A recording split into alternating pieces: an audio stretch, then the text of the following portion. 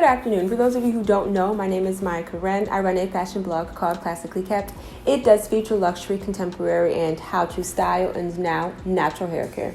So if you are into any of those things, please consider subscribing to my channel and then click the notification bell. That way you will never miss a video. So today's video, I know it's kind of late within the winter season. I believe the first day of spring is March 21st. Here in the Carolinas, it has been kind of warm, but better late than never, and maybe next winter, or if it is still cold and where you are, you can kind of implement these tips into your hair care regimen. So today I'm just going to give you 10 easy and simple tips to help winterize your natural hair.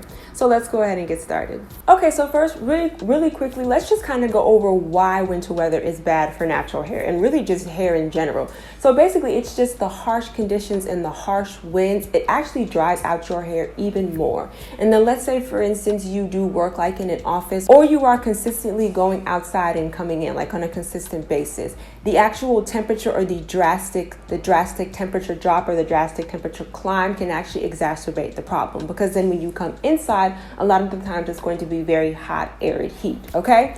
But the very first tip that I have for you to help winterize your hair, and you've heard it before, but it is extra important during the winter months, is deep condition, okay? You can never deep condition your hair enough. Currently, I am using Ali K Naturals Honey and Sage. Y'all saw that in my previous video when I talked about ways why your hair might be dry. I will link that down below. But that is what I am currently using. I think that one is anywhere from 15 to 30 minutes. Like I said in that video, when you are doing these deep conditions, like I said in that video, we are in the year of 2022 and we have had so much technology and so much research when it comes to deep conditioning natural hair. We are no longer in those days where you have to be sitting for hours on top of hours, or you actually have to sleep overnight with your deep condition to get the benefits of the product. Whatever it says on the bottle or whatever it says on the product for the instructions, abide by that.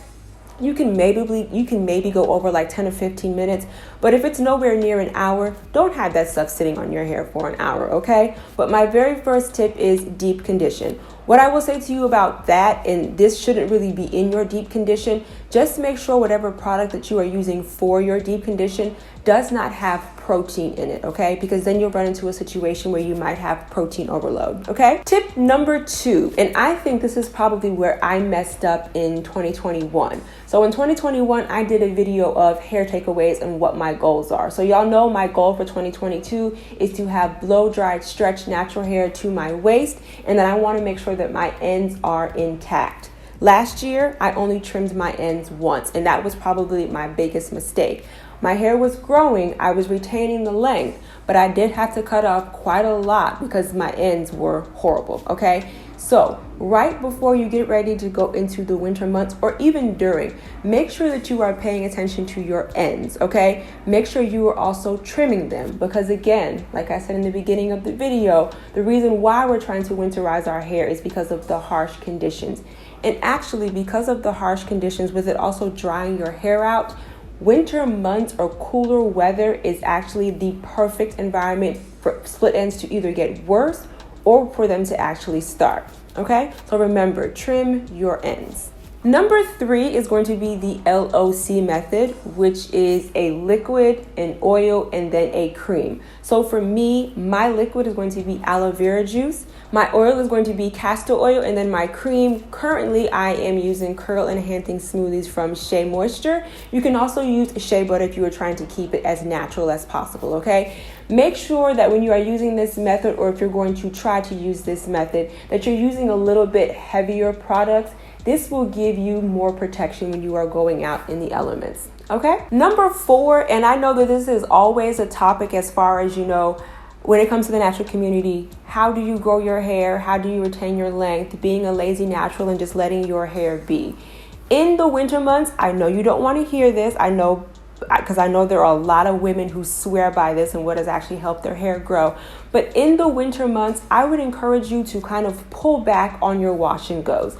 The reason being, and I'll get into the next tip after this, but the reason being is because, like I said in the beginning of the video, the winter air and just the harsh conditions are going to be so harsh on your hair, and it's going to dry your hair out even faster, okay? So I know you don't want to. I know they're absolutely gorgeous when you wear them, but just kind of pull back on your wash and goes, okay? It shouldn't be like an everyday thing, maybe once a week, maybe once every 2 weeks, but just pull back a little bit, okay? With your hair being out like that and just in those cold or in the winter elements, it's going to dry your hair out even faster, especially if you are not using products to help keep that moisture in your hair. Number 5, and I know this is also a topic that will probably never go away when you start getting into the natural hair community, is going to be protective styling.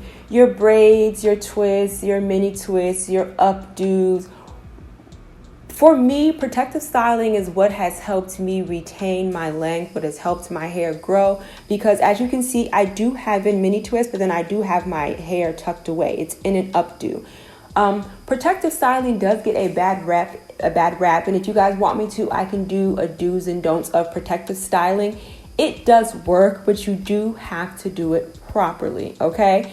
One thing I will say as far as protective styling and the reason why it gets a bad rap and a lot of reasons why people say that it doesn't work is because you don't put your hair in a protective style and then just ignore it and leave it. You can't do that. You still have to make sure that you are taking care of your hair when it is in a protective style. I have this protective style in my hair for today. I'm going to be filming a couple of videos, 2 to 3 videos, and then I will take this down because it is actually time for me to wash my hair. But let's say, for instance, I put in my twist on Sunday evening and I still have 2 weeks to go because I wear my mini twist in increments of 2 weeks. Let's say I want to do this hairstyle. I might leave it in for a couple of days, but I'm not going to leave it in for an entire week. But even when my hair is still in this, I'm still going to make sure that I at least go in with like a spritzer or some type of oil, whether it be my scalp or just to kind of refresh my hair, okay? So make sure that when you are doing your protective styling, make sure you are still keeping up with your hair, okay? Number 6, and I know a lot of people, experience breakage like on top of their head, especially when it comes to winter. What I will say to you is this, is if you love wearing earmuffs, hats, scarves, and all of that, especially hats, make sure that your hats are lined with satin or silk. Some type of silky barrier between your hair and the hat, because you will start to notice breakage. And again, we want to make sure that we are retaining our moisture. The minute you put on that cotton hat, that polyester hat, it is going to suck out the moisture of your hair, okay? Not to mention the friction, and that is what the silky barrier is there for, okay? To help combat the frizziness, the dryness, and so that the hat will not suck out the moisture of your hair, okay? The exact same thing with your scarves, which is probably going to bring me to my next tip, which is keep your ends tucked away, okay?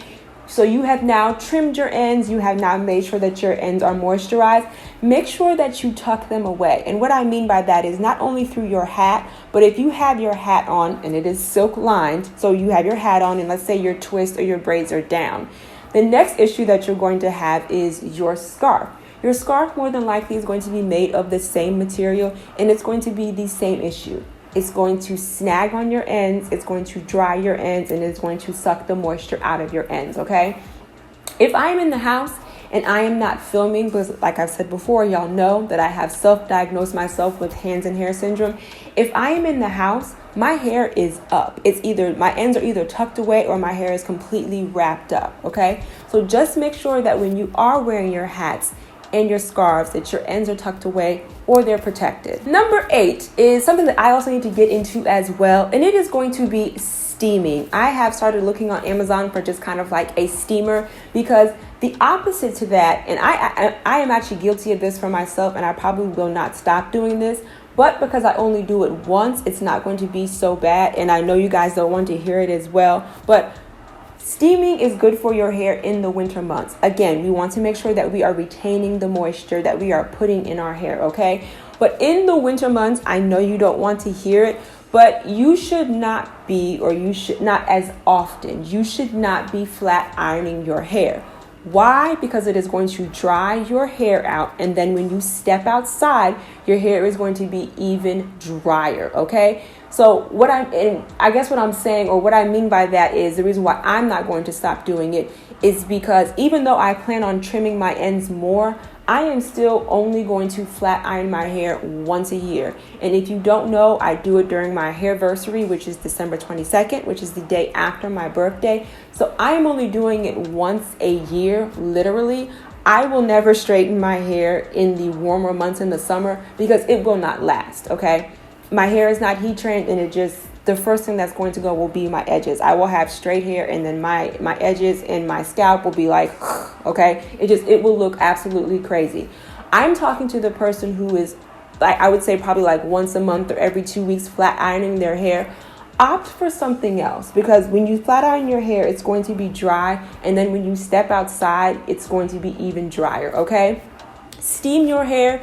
I will link a couple of options down below that I am considering, or you can actually do the greenhouse effect, okay? And the last one, which I haven't really heard people talk about, but it does ring true. And I know that we are in the era, or we are in the time of making sure that our edges are laid. But during the winter months, consider laying off of the gel just a little bit, okay? If you're not leaving the house that day, or unless you are a YouTuber, unless you're a vlogger, or unless you're a content creator, there really is no reason for your edges to be laid if you're going to be in the house all day, okay? Whenever I do lay my edges, I don't get crazy with it. Like right here, you can see that my edges are a little laid. These baby hairs right here, or however you refer to them, because some women say that they don't have baby hairs, they have full grown hairs. But for me, the section right here and right here, literally, that's all that grows right there is baby hair. I've put castor oil there. I've tried hair, skin, and nails. I've tried, my hair growth oil. For whatever reason, I can get hair to grow on my head everywhere else but this little triangle piece. And actually, if you look in some of my baby photos, it's the exact same way, okay? But lay off of the gel just a little bit. Pull it back just a little bit, especially if you're not going anywhere. But that is also going to, I guess, segue into your wash and goes. I do know that some ladies do use gel for their wash and goes. And again, gel can be very drying. If you watched my video of one of reasons or culprits of why your hair might be dry, it could be that you are using styling products and not adding in a moisture, or it could be vice versa. Just because something is a styling product does not mean that it is meant to keep moisture or to retain moisture in your hair, okay? So I know you don't want to hear it. I know you still want to be cute in the house, and I have no issues with that. But if you literally are not going to be going anywhere for a couple of days, your edges don't necessarily need to be laid. Or if they were laid the previous day and you're still not going anywhere and they still look okay, you don't need to add more gel, okay? So those are the quick tips that I have for you for winterizing your hair. Let me know what you think in the comments. Let me know if you have tried any of these and you have seen wonderful results from them. I just want to remind you that here on YouTube, I do upload videos every Wednesday and Sunday. And then of course, right here, I'll put my Instagram handle. Thank you so much for hanging out with me, you guys. Bye.